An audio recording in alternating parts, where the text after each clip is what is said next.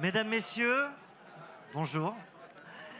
Encore une fois, merci à tous qui nous suivez depuis ce matin, ici à la Bulle Région et derrière vos écrans sur les réseaux BPI France. On me dit que vous êtes des milliers à nous suivre, donc merci. Et évidemment, merci à tous les entrepreneurs et institutionnels qui viennent partager sur de nombreux sujets. Et aujourd'hui, je vous propose de partir en Occitanie. On va s'interroger sur l'accélération et la préservation de l'environnement. Donc avec une volonté de croissance et face aux défis environnementaux qui nous font face, ils ont décidé de ne pas rester de simples spectateurs. Et par leurs actions, leurs projets, leurs entreprises, ils comptent évidemment prendre part à ce défi mondial. Je vous propose donc d'accueillir Nadine Fadéo. Vous êtes directrice régionale Montpellier pour BPI France. À ma droite, Anne-Cécile Brigaud-Abadi. Vous êtes également directrice régionale à Toulouse pour BPI France. Et 4 entrepreneurs vont venir témoigner un retour d'expérience sur ce sujet. Nous avons Mickaël Lozano. Mickaël, pardon, vous êtes à droite. Vous êtes dirigeant de Tesalis. Nous avons également Philippe. Philippe Ergo, vous êtes le dirigeant d'Ovalitech. Et sur ma gauche, Fabien Porte du groupe Porte, du même nom. Donc vous êtes le dirigeant, et Antoine Meffre, le PDG d'Ecotech Céram. Je commence avec vous, mesdames. On peut vous applaudir. Et je vais commencer avec vous, Anne-Cécile, avant de donner la parole à Nadine, sur la question de comment BPI France accompagne aujourd'hui les entrepreneurs. Je crois que vous vouliez nous dire un mot des accélérateurs. Oui, en effet, bonjour. Le point commun des 4 intervenants aujourd'hui, c'est qu'ils sont tous les 4 accélérés. Alors, qu'est-ce qu'un accélérateur ? C'est un programme de 12 à 24 mois pendant lequel les entreprises et les entrepreneurs vont être accompagnés, formés, coachés. Et donc, c'est ce qui les réunit aujourd'hui et c'est leur point commun. On a développé il y a maintenant 2 ans avec l'Occitanie un programme spécifique pour les petites entreprises et les entreprises d'Occitanie. Et c'est donc la promotion aujourd'hui qui avait une particularité d'avoir un fil vert et donc un sujet sur la transition écologique. Et vous, Nadine? Alors, moi, je vais parler, donc, pour rebondir sur ce qu'a dit Anne-Cécile. Cet accélérateur régional avait un fil vert conducteur sur la TEE. Antoine Meffre, lui, a suivi un accélérateur national sur la transition énergétique. Pourquoi ? Parce que pour grandir aujourd'hui, il faut être tout à fait conscient de ces impératifs RSE et transition énergétique.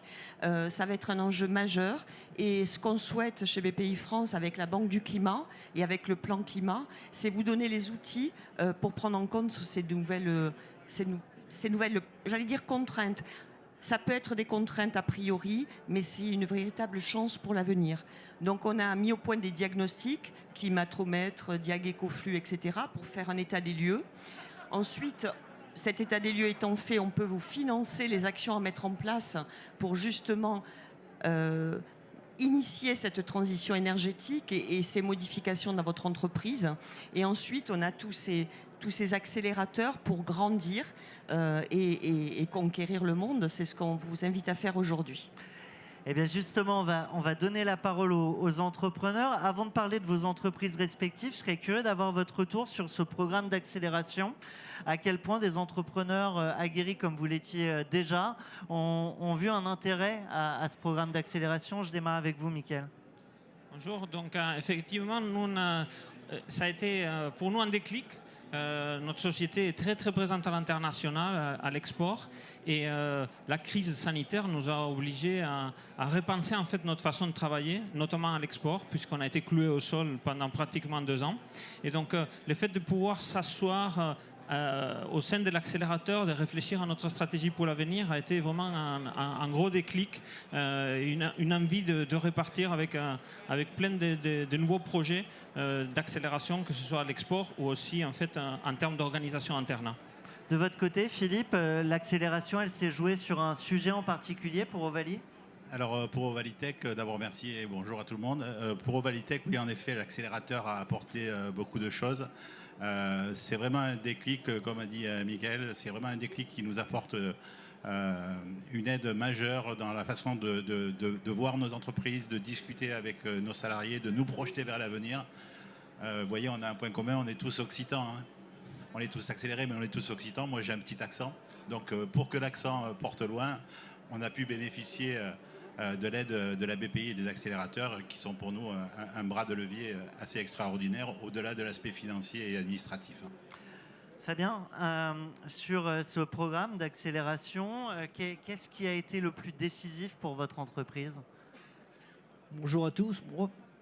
Plusieurs choses. D'abord, pourquoi on a fait ça? Parce que nous, on avait une problématique un peu particulière. C'était qu'on était en même temps en transmission. Mon papa qui me filme gentiment, là, et il nous a... On était dans cette logique-là. C'était aussi le premier, peut-être, le premier objectif, nous, c'est de transmettre la société. Et ensuite, c'était comment une entreprise, nous, on est une foncière familiale. On est dans toute la France, mais...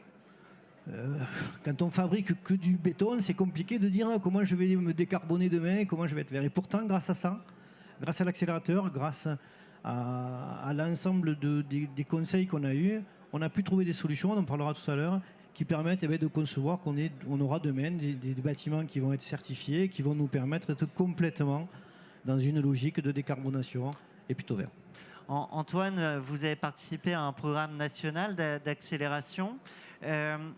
Tout à l'instant, hein, Fabien parlait de ce moment où on peut se poser aussi pour réfléchir. C'est ça le principal apport, que vous avez trouvé? Alors nous, on l'a rejoint suite à l'augmentation de capital qu'on vient de clôturer. Et en gros, là, on a fini notre développement techno. Et l'urgence, c'est d'attaquer le business en France et à l'export. Donc on a avant tout rejoint cet accélérateur pour ça. Et donc on a plein de bons conseils, on a fait du réseau, on est en train d'accélérer sur la Chine, bientôt l'Allemagne. Et voilà, on n'est pas là pour se poser et trop réfléchir. On a suffisamment réfléchi, maintenant c'est l'attaque, quoi. Et alors du coup, après tant de suspense, on est curieux de savoir ce que font vos entreprises et comment elles répondent à ces enjeux, comment on fait ce pas de la transition en tant qu'entrepreneur chez Ecotech Ceram. Déjà, quelle est l'activité? Donc nous, en gros, si vous êtes un industriel, il est très probable que vous perdiez environ un tiers de l'énergie que vous consommez sous forme de chaleur qu'on appelle perdue, fatale. Et vous n'avez pas d'argent et vous n'avez pas de temps, mais vous aimeriez bien trouver des solutions. Donc nous, ce qu'on a fait, c'est qu'on a développé des technos de stockage de chaleur notamment. Et face au constat du manque de temps et d'argent, on s'est structuré. Donc on a monté une société de tiers investissement qui permet de financer la solution à votre place, et donc ensuite qui se rémunère sur les économies, quoi. Donc il y a une question de techno et puis il y a une question de modèle économique aussi, nouveau, pour embarquer les industriels. Alors en fait, on a adapté le modèle économique des énergies renouvelables au monde de l'efficacité énergétique industrielle. Donc on s'occupe de votre problème de A à Z. Vous n'avez pas à sortir 1 euro de la poche, mais en même temps, vous pouvez quand même faire des économies. C'est les clients qui poussent à ça, ou à un moment il faut une solution clé en main, facilement adaptable? Alors la solution technique, plus elle est modulaire, adaptable, scalable et compagnie, mieux c'est. Mais si on n'a pas la solution de financement, en fait on va vendre 10 fois moins. Et si on n'a pas aussi en interne toutes les personnes qui sont là à chaque poste pour répondre aux besoins du client, pour rédiger les dossiers, faire les démarches aussi à droite, à gauche, il y a toujours un grain de sable. Et donc voilà, nous on s'est mis en ordre de bataille. Et donc peu importe votre besoin, on aura une réponse, si tant est que ça concerne l'énergie, quoi. Fabien, pour accélérer, pour préserver l'environnement, c'est quoi la solution de votre groupe? Aujourd'hui, nous, on est l'intermédiaire en fait entre un client final qui exploite et qui normalement s'occupe, avec effectivement une enveloppe qu'on rend aujourd'hui complètement écologique. En fait, on met du panneau photovoltaïque, on met des bornes, on transforme tout ça pour être en rapport avec le décret tertiaire. La loi nous aide beaucoup parce que toutes ces nouvelles lois qui arrivent nous permettent aujourd'hui d'être beaucoup plus performants et que nos locataires, quelque part, ensemble, on puisse créer des choses qui soient complètement décarbonées à terme. C'est quoi les défis là, qui sont encore à relever pour un groupe comme le vôtre, pour embarquer une filière, pour embarquer des clients? Aujourd'hui, les principaux défauts, le principal challenge, c'est leur donner envie de ne pas rester centré que sur leur travail, que sur leur objet qui est la vente de produits, mais leur dire aujourd'hui, ce que vous devez vendre, vous devez le vendre dans une enveloppe qui est saine. Et vous devez avoir des LED dans vos magasins, vous devez avoir des clims qui sont positifs. Si on peut mettre des ruches sur le toit, c'est encore mieux. Et tout ça, on l'a fait en collaboration avec BPI, en collaboration avec Socotec, où on est en train en fait, de créer tout un écosystème qui va permettre d'avoir des bâtiments qui sont complètement adaptés aux défis de demain. Est-ce que les solutions environnementales, c'est une idée reçue de se dire qu'elles coûtent forcément plus cher? Est-ce que c'est une réalité? Est-ce que du coup il y a des arguments derrière pour embarquer les clients sur une éventuelle différence de prix? Aujourd'hui, c'est quelque chose qui est en marche. D'ailleurs, qu'aujourd'hui, on est en train de créer, je pense qu'on l'invente tous ensemble, que ce soit mon voisin ou d'autres, on essaie de créer des solutions qui permettent à un moment donné que ça coûte le moins cher possible et que ce soit le plus en rapport avec ce que ça doit coûter. L'idée, c'est que ça ne coûte pas plus cher, mais c'est que l'argent qu'on investisse, on l'investisse pour permettre de faire mieux et qu'on le fasse surtout de façon responsable. Philippe, chez Ovalitech, c'est donc un bureau d'études. Oui, en effet. Quel est le regard aujourd'hui que vous portez sur les entreprises face à ces enjeux? Alors déjà chez Ovalitech, on aide des industriels et tout type d'entreprises à essayer d'appréhender le plus simplement possible leur phase de digitalisation de leurs services, ce qui se correspond aujourd'hui. On parle beaucoup d'industrie 4.0, c'est la 4e révolution industrielle. Et nous, notre mission avec les femmes et les hommes qui constituent l'équipe d'Ovalitech, nous essayons d'apporter des solutions réalistes de terrain qui leur permettent d'appréhender et d'augmenter leur résilience, pardon des termes un peu précis, mais d'augmenter leur résilience par rapport aux défis environnementaux dont vous parliez, les défis sociétaux également, et les défis humains que l'on rencontre aujourd'hui avec les problématiques que l'on a connues et qu'on connaît encore aujourd'hui. Je pense qu'on est une grande majorité à bien voir que ce sont des défis réels, à être en accord avec le fait qu'il faut bouger, mais après il y a le très concret dans nos quotidiens, dans nos entreprises, dans nos industries. Vous parliez de mise en place, est-ce qu'il y a des conseils très concrets qu'on peut partager, des sujets à observer de près? Est-ce que c'est sur la matière première? Est-ce que c'est sur la logistique? Est-ce que c'est dans la gestion des énergies?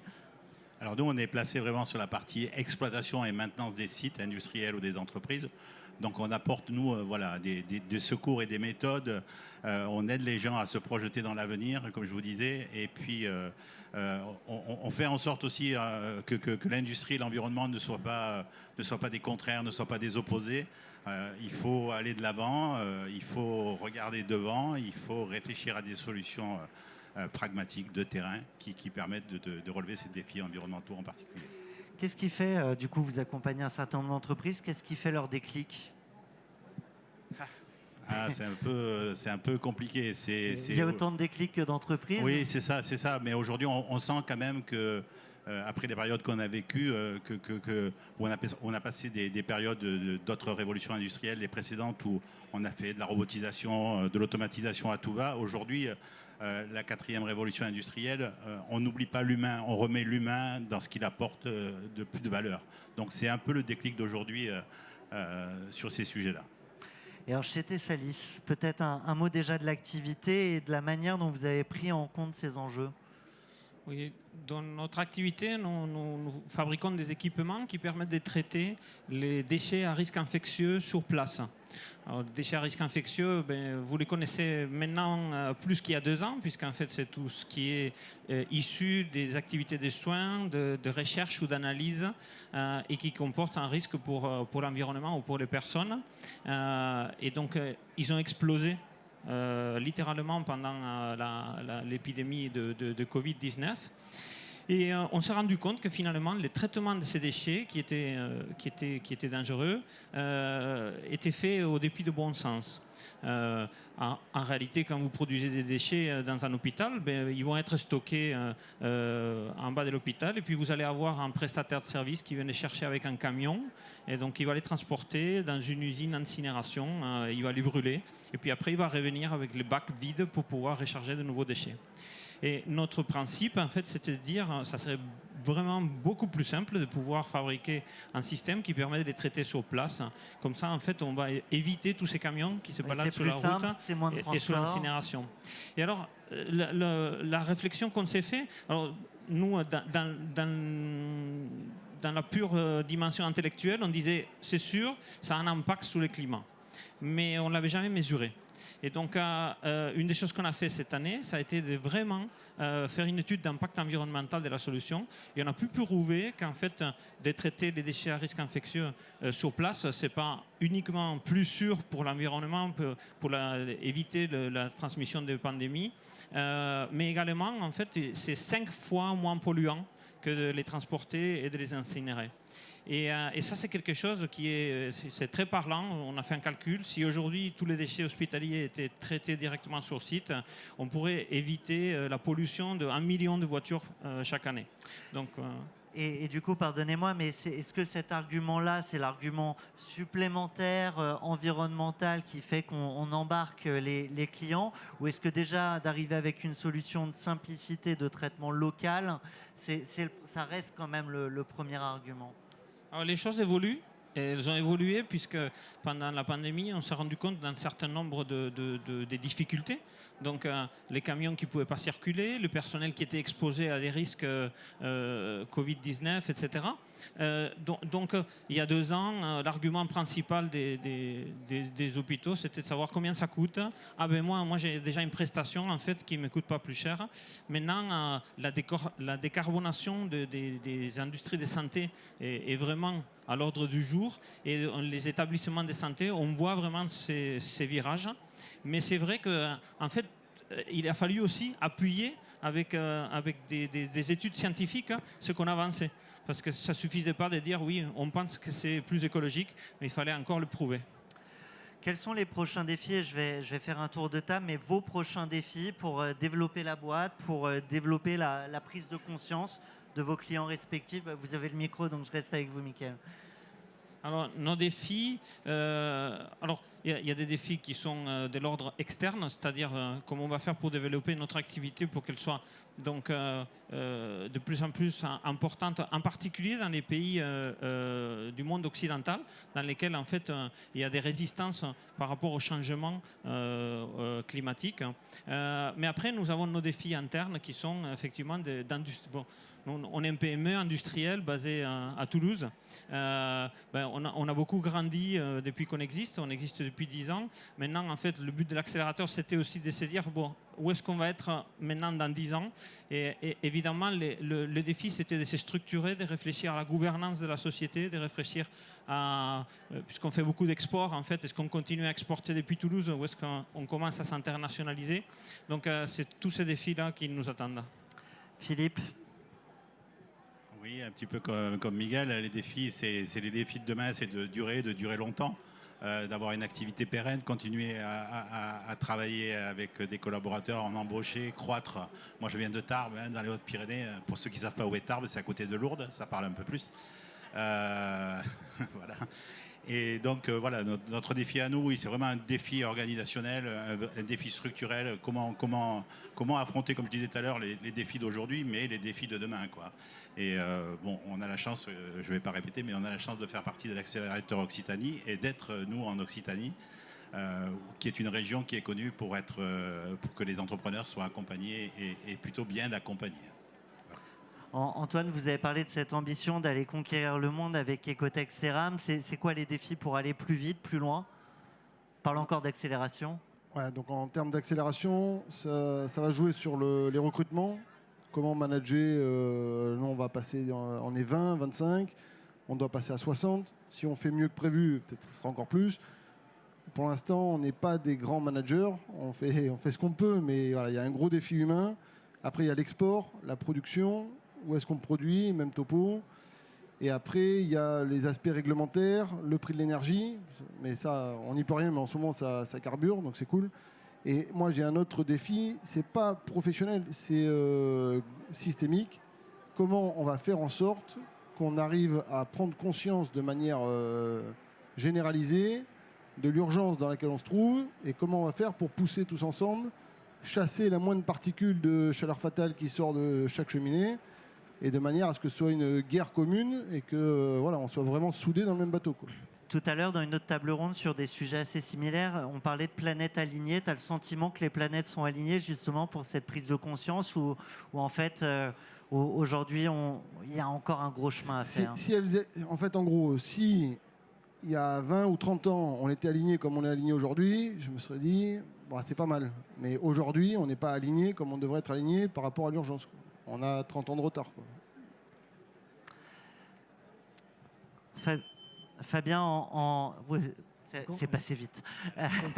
Mais en un mot, on parlait des prochains défis et peut-être un mot quand même sur la question humaine. On a parfois tendance dans l'imaginaire collectif, à voir l'industrie comme quelque chose de vieillissant, comme quelque chose de polluant. Aujourd'hui, vous montrez... C'est bon, on va s'arrêter. Décidément. Mais là, on commence à se rendre compte avec des exemples comme les vôtres qu'on est sur une nouvelle industrie qui est capable de répondre à des enjeux de société assez importants. Est-ce que ça se ressent dans la recherche de talents et dans aussi, la captation et la fidélisation de ces talents? Bien sûr. Ça, je pense qu'aujourd'hui, on arrive... La quête de sens qu'aujourd'hui cherche la génération Z qui arrive, et de façon générale, elle est là. C'est une quête de pourquoi je fais ça et qu'est-ce qui me permet de le faire mieux demain. Et je pense que c'est le vrai défi pour nous, entrepreneurs aujourd'hui, c'est de se préparer à demain, être capable de donner ce sens et de dire venez chez nous parce que c'est moins carboné, on consomme moins d'électricité, on est plus respectueux de la planète et on a envie de conquérir le monde de façon très positive et très bien. Et un grand merci à la BPI pour son aide, tant régionale que hyper régionale. Eh bien, un grand merci à vous 6. Un grand bravo aussi. Quant à nous, alors je suis navré, le temps défile et on ne doit malheureusement pas prendre de retard pour vous proposer dans quelques instants de partir dans les Hauts-de-France autour du financement de la Deep Tech. Encore bravo à vous 6. Merci.